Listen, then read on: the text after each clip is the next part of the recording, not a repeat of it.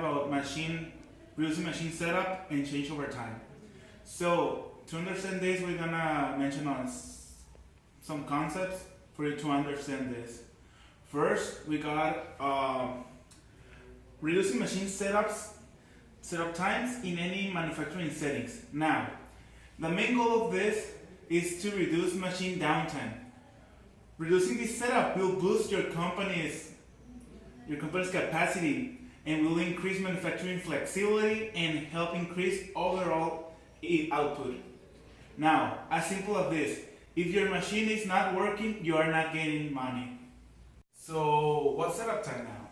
Refers to the total time the machine is off. It starts on the time the last product was made to the start of a new product once the machine is repaired. Now I'm going to tell you an example of this.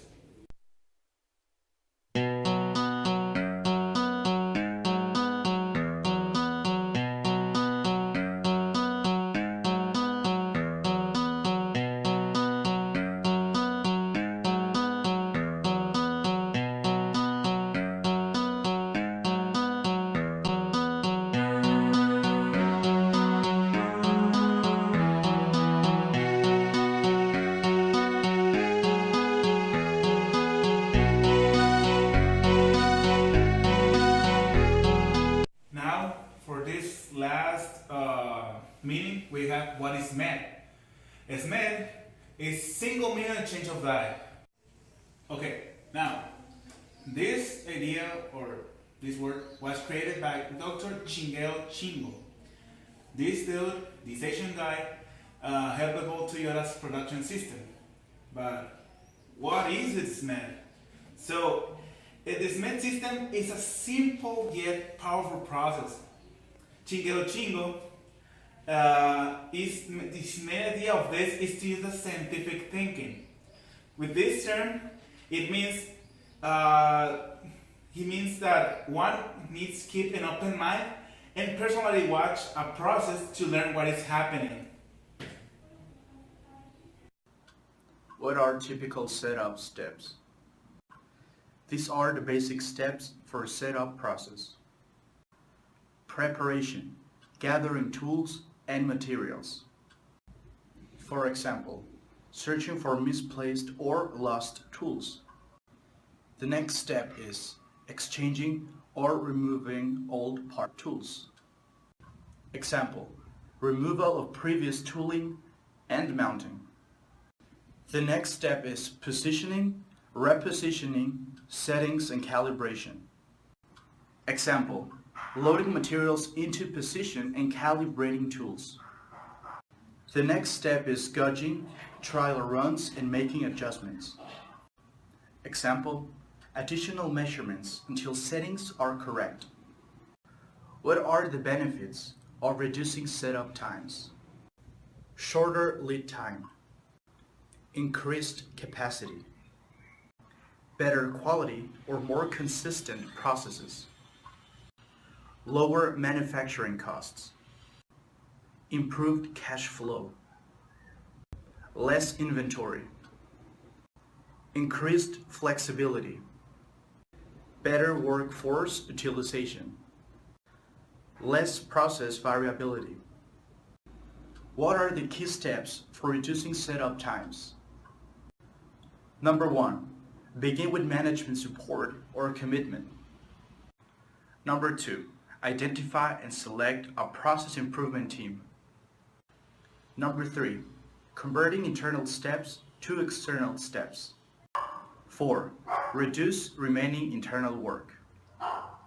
Number 5, create an improved setup process.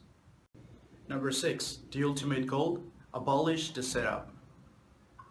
Good afternoon, my name is Francisco Robles and I'm going to talk about why we want to achieve setup reduction and how are we going to achieve this setup reduction.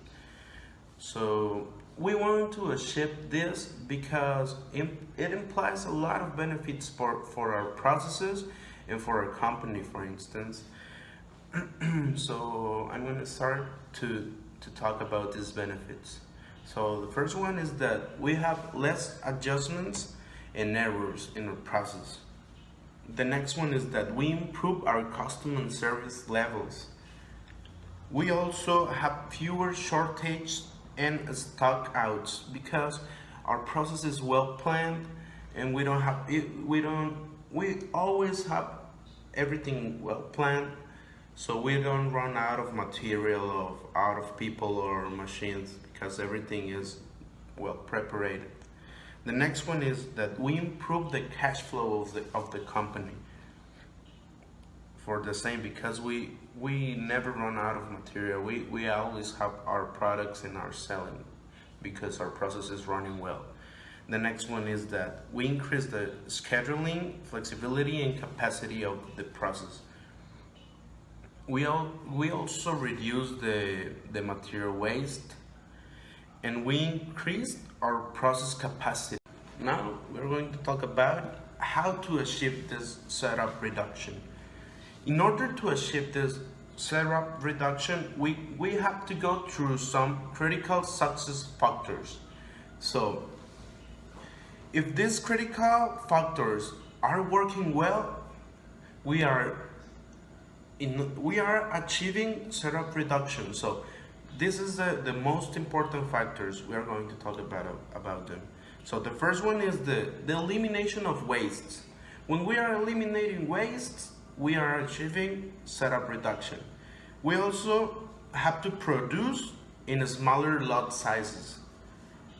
We have to make a 5S visual control program.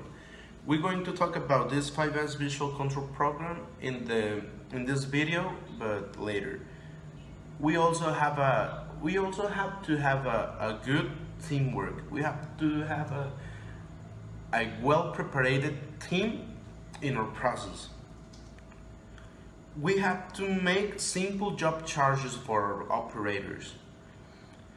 We have to train well our operators so they don't make a lot of mistakes and produce waste.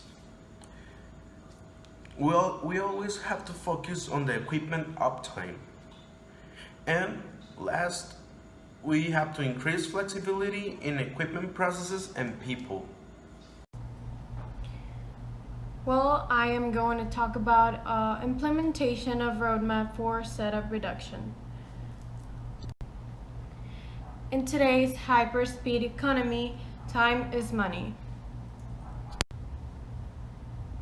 On a shop floor, that means that the amount of time employees spend to set up a machine to batch a new product or a new order is more important than ever.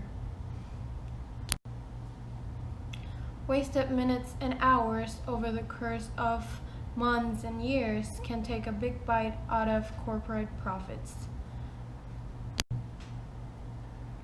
Companies have been on the march of having to cut out and eliminate the waste of time by every task in their processes. In order for the setup time and changeover time to be reduced at its maximum, by so the process to be optimized.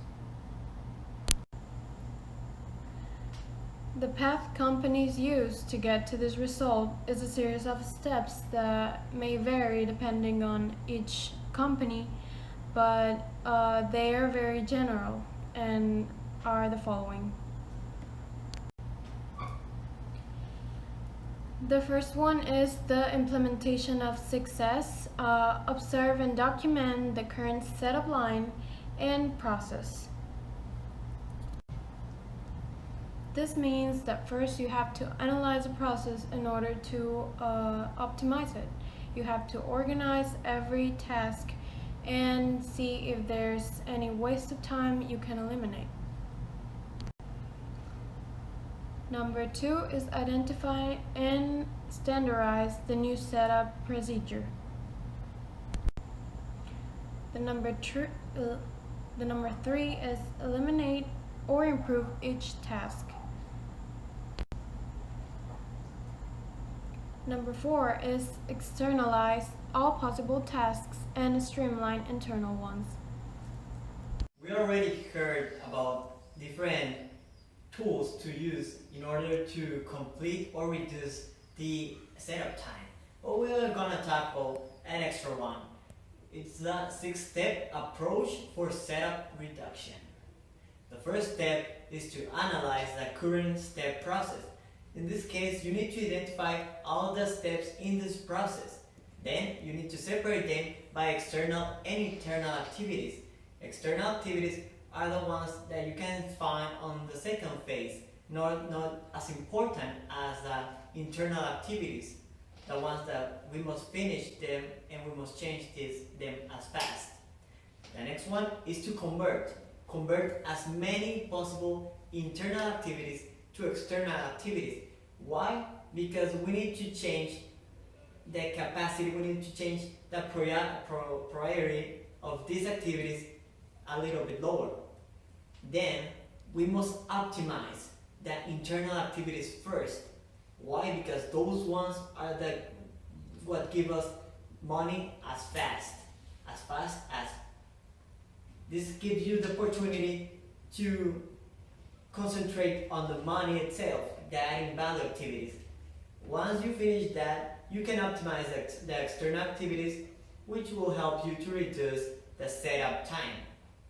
Well, once you actually optimize both activities, internal and external, you must measure the impact the setup production cost from the beginning, from when you don't have any change of time to this new method. A goal of a firm should be to prevent unplanned downtime. In order to do that, you need to create a reliable system. And a reliable system can be measured in a variety of ways. Two key metrics include mean time to recovery and mean time between failure. Mean time to recovery is the time it takes for a tool or process to be repaired or to go back online. Mean time between failures is the time it takes for a machine to fail from a planned down state to an unplanned state. Both are significant in the development of preventative maintenance schedules as well as the inclusion of a maintenance contract for the serviceability of machines or processes. For example, in the semiconductor industry, unplanned downtime can result in millions of dollars of lost wafer lot throughput. Mean time to recovery of a tool, however, doesn't just refer to only a semiconductor handling tool. It could include all integral tools associated with the manufacturing of that wafer lot. It could be gas distribution skids, it could be chemical distribution skids, and it could be material handling between chambers. All of these factors need to be considered in a mean time to recovery calculation. With regard to mean time between failures, we see its significance in the mining industry, where they're continuously operating field equipment such as sawmills, field trucks, lubrication trucks, and all of these vehicles require some sort of serviceability. Mean time between failures tells you the expected lifetime of that field service equipment. Being able to understand when a tool may fail allows you to create a maintenance schedule and help thereby avoid unplanned downtime. There are a number of many different options available technology-wise to help decrease the risk for unplanned downtime. With regard to mean time to recovery, for example, we can decrease this by providing technologies that give you real-time visibility and self-monitoring capabilities. This could be locally viewable on a touchscreen, for example, with a machine, or you can have remote access at home on your phone or iPad. Having dedicated access 24/7 to a tool can allow you to assess a tool before it fails. With regard to mean time between failures, we see its significance of technology in the mining industry, where we have lubrication multi-injection ports that can be used to continuously lubricate field service equipment in dusty, hazardous environments. This is important for firms that are looking to avoid costly emergency trips from preventative maintenance or service technicians necessary to get tools back online. Creating a reliable system and avoiding unplanned downtime can be achieved through a variety of methods, such as decreasing mean time to recovery or increasing mean time between failure. Valent has the services and initiatives necessary to understand the importance of these two metrics and help develop reliable system designs to help avoid unplanned downtime. In conclusion, setup machine time reduction is a very useful lean tool because it helps you eliminate waste and improve the production of a company. Alex out.